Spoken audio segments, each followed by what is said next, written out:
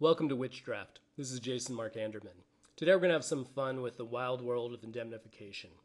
According to an independent survey, indemnification and the limitation liability clause are the two most popular, heavily negotiated contract provisions across all contracts out there. So it really pays off to have a good understanding of this one. What are you worried about with indemnification? Well, you're thinking about what if one party gives something to the other party to the deal, and in doing so, subjects that party to liability from a third party. So what's a good example of that?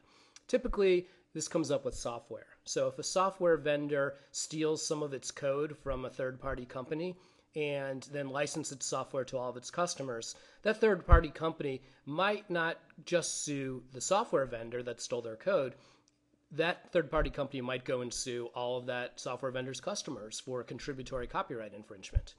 Well, those customers are going to turn around and say to the software vendor, hey, this is your fault. I should have never been sued. I wouldn't have been sued if I hadn't done business with you. Indemnify me. Take care of it. So what are the things that they ask them to handle? Well, they'd like them to take care of all the claims that are involved, take care of any losses, and that includes damages awarded in court, any fines, but also anything that goes in an arbitration proceeding or anything that gets settled. They'd also like them to defend the suit, basically take care of the lawyers and make sure that everything gets done in a timely manner. What kinds of things, though, are going to be specifically covered? Because you're not often going to get a vendor to cover anything and everything. Well, in particular, you're going to get the example I just gave you, violation of intellectual property rights. You also might ask for causing illness or injury, death, or any tangible property damage or theft done by the vendor's employees, to the extent that they're caused by them, particularly negligent or willful acts and omissions.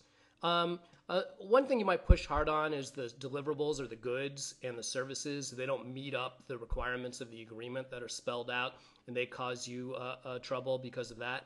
That comes up a lot with life sciences agreements where you have something pretty complex and complex requirements that the customers specify.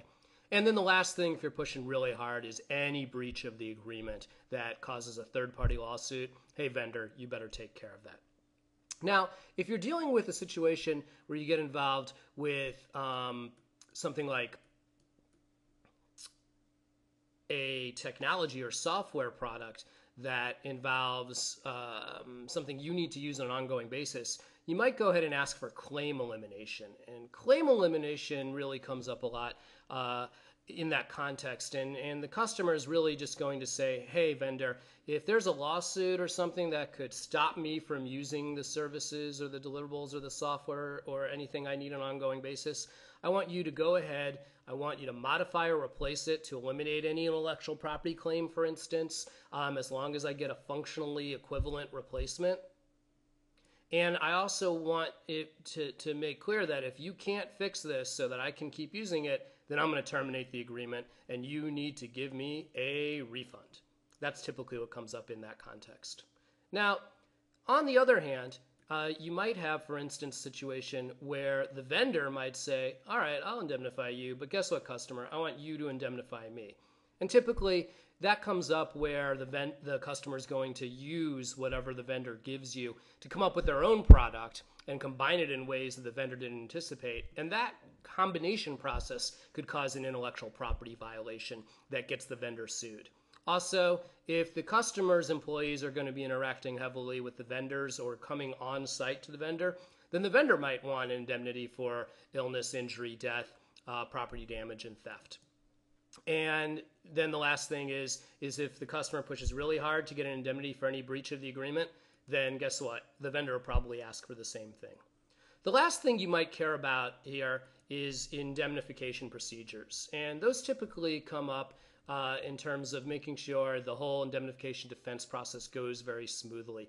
Normally, you're going to ask for notice so that you don't instantly become on the hook without knowing exactly what's going on with the claim. You want to make sure that if you're being indemnified, say you're the customer, you can participate in the defense of the claim and employ your own attorneys at your own expense so you can know what's going on and be involved heavily. And the conduct of the defense itself, you want to make sure that the attorneys are experienced and qualified and that the indemnified party helps a lot. Thanks a lot.